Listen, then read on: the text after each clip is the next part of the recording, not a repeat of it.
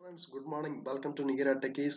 இன்னைக்கு ஒரு சூப்பரான டாபிக் பார்க்க போறோம். என்னன்னா MVCல எப்படி பார்ஷியல் வியூ வந்து ஆட் பண்றது, பார்ஷியல் வியூவோட அட்வான்டேஜ் என்ன, அதுதான் இன்னைக்கு நம்மளோட வீடியோல வந்து பார்க்க போறோம்.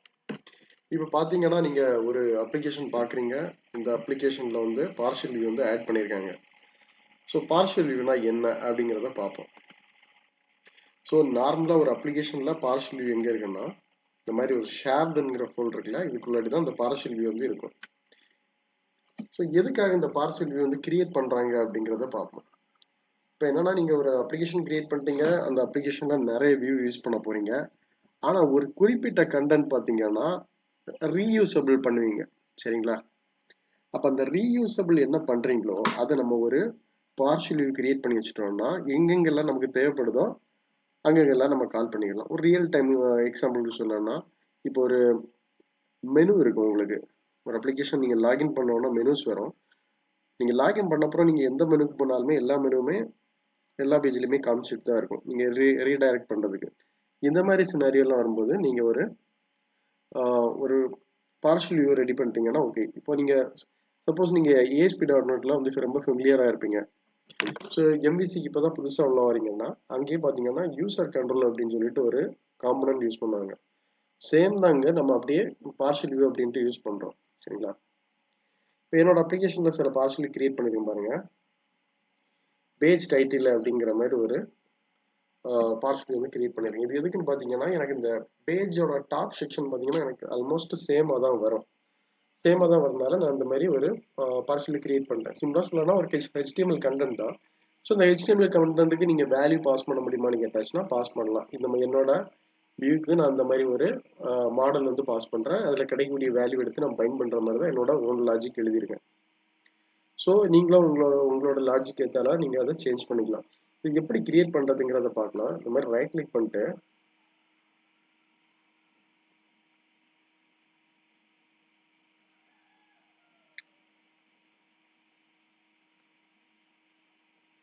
ஆடை கிளிக் பண்ணிட்டீங்கன்னா இதில் வியூங்கிற ஆப்ஷன் வரும். இங்கே வியூ ஆட் பண்ணனாலும் சரி தான், பார்ஷியல் ரெண்டுக்குமே சேம் தான். ஸோ ஒன்ஸ் இங்கே வந்த பிறகு பார்த்தீங்கன்னா இந்த மாதிரி create as a partial view அதை நீங்கள் கிளிக் பண்ணிட்டீங்கன்னா வேற எந்த ஒரு ஆப்ஷனும் உங்களுக்கு எனேபிள் இருக்காது, ஆட்டோமேட்டிக்காக இது கிரியேட் ஆகும். என்ன ஒரு திங் வந்து நோட் பண்ணிக்கோங்க, இந்த மாதிரி பார்ஷியல் கிரியேட் பண்ணுறப்போ எப்பவுமே அண்டர்ஸ்கோருங்கிறது யூஸ் பண்ணிக்கோங்க. இது ஒரு கைண்ட் ஆஃப் சின்டாக்ஸ் மாதிரி அவங்க யூஸ் பண்ணிட்டு இருக்காங்க. சின்டாக்ஸ்லாம் இல்லை, ஒரு ஸ்டாண்டர்டாட்டி யூஸ் பண்ணிட்டு இருக்காங்க. இதை நீங்களும் ஃபாலோ பண்ணிட்டீங்கன்னா உங்களுக்கும் வந்து அண்டர்ஸ்டாண்ட் பண்ணிக்கிறதுக்கு பெட்டராக இருக்கும். ஸோ ஒன்ஸ் கிரியேட் பண்ணிட்டு நீங்கள் ஆட் கொடுத்துட்டீங்கன்னா ஆட்டோமேட்டிக்காக இங்கே ஆட் ஆகிட போகுது. நம்ம ஆல்ரெடி ஆட் பண்ணி வச்சனால நான் இங்கே எதுவுமே பண்ணல.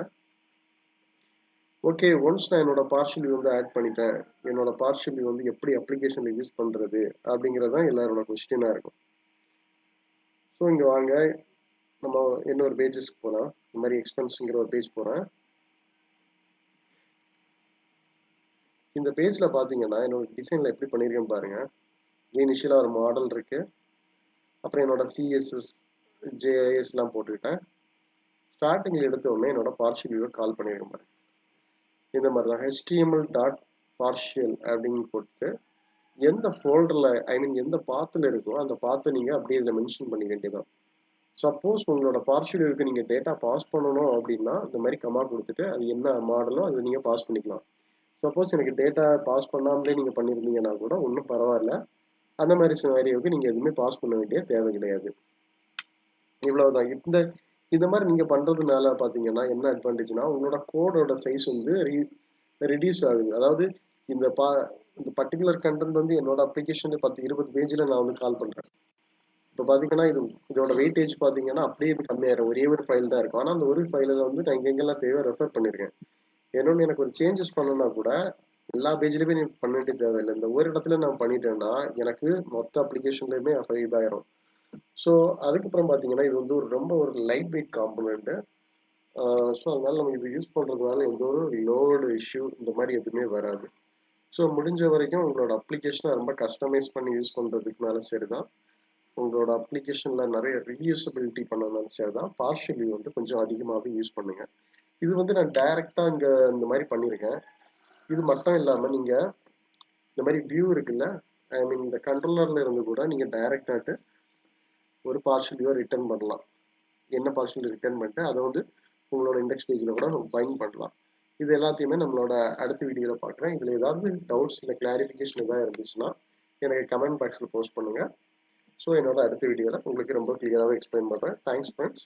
நம்மளோட அடுத்த வீடியோவில் இன்னொரு சூப்பரான டாப்பிக்கோட பார்க்கலாம். அது வரைக்கும் பாய். தேங்க்யூ.